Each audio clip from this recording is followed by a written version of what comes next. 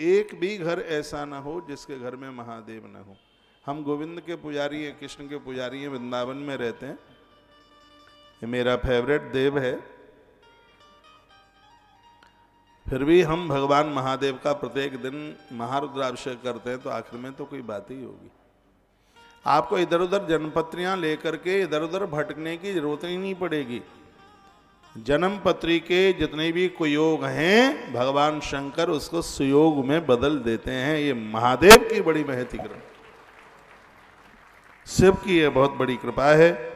तो रुद्राभिषेक करने से दुश्मन परास्त हो जाते हैं, रुद्राभिषेक करने से काल सर्प दोष है वो शांत हो जाता है। मेरी कुंडली में भयंकर वाला काल सर्प है, बड़ा वाला, फुंकार भरने वाला।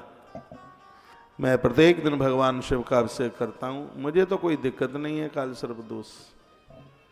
मैं तो समझ नहीं पा रहा हूं कि अब कुछ बिगाड़ रहा होगा। जितने भी ग्रह हैं उनकी प्रतिकूलता अनुकूलता में बदल जाती है भगवान महादेव के ऊपर एक लुटिया जल चढ़ाने से। सिद्धियां प्राप्त हो जाती हैं भगवान महादेव पर जल चढ़ाने से। आप पूरा अभिषेक कर सकते हैं, रुद्राष्टक से कीजिए, ओम नमः शिवाय दिव्य मंत्र से कीजिए, इससे आप कर सकते हैं, आनंद हो जाएगा। एक लोटा जल आप चढ़ाएं, तत्पश्चात रुद्राभिषेक करने से आत्मबल बढ़ता है। मैं तो कहता हूं एक लोटा जल घर से लेके जाओ, लेकिन लोग इतने आलसी हैं, लोटा भी मंदिर का, पानी भी मंदिर का, सब कुछ मंदिर का, बस अपना कुछ ना लग जाए, बिल्कुल हाथ हिलाते जाएंगे, लप लाई लप लप लप लाई लप। अपने घर से कुछ नहीं ले जाना, घर से एक दिया लेके जाइए, कुछ फूल लेकर के जाइए, बेल पत्तियां लेकर के जाइए, आप थोड़ा काला तेल लेकर के जाइए, थोड़ा सा मूंग साबुत गेहूं लेकर के जाइए। ये सब कथाएं आज निकलेंगी। 5 अनाज महादेव को अति प्रिय हैं। हो सकता है उनको ये बारे में आप पहली बार सुने, आज की तो कथा छोड़ने के लायक बिल्कुल है ही नहीं।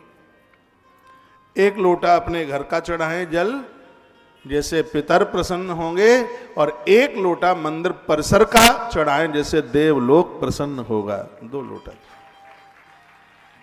आनंद होगा। सिर ढक करके चढ़ाइए,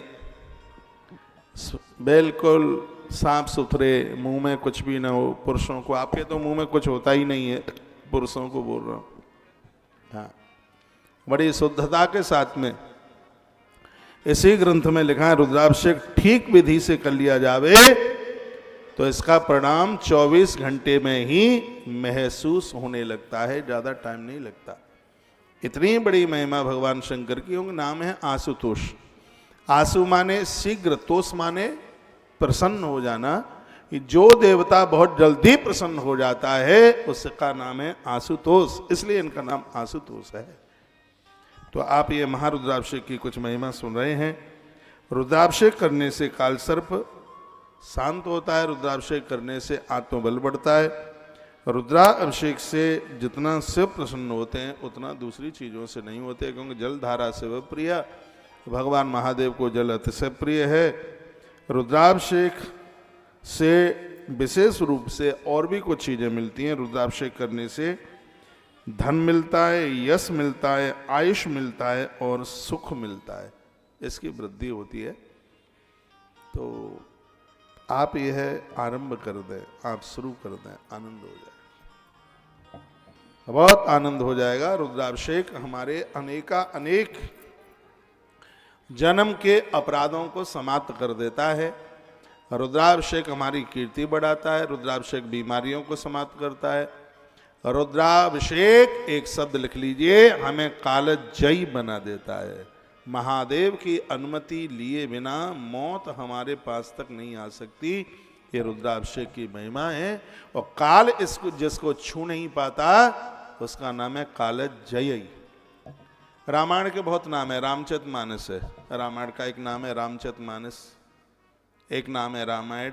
लेकिन मेरे हृदय से रामायण के लिए एक नाम निकलता है, वो नाम है रामायण का कालजयी, जिसको सुनकर के लोग काल को भी जीत लेते हैं। रामचरितमानस जो बाबा तुलसी ने जो लिखी। महारुद्राभिषेक करने वाले लोग कालजयी हो जाते हैं।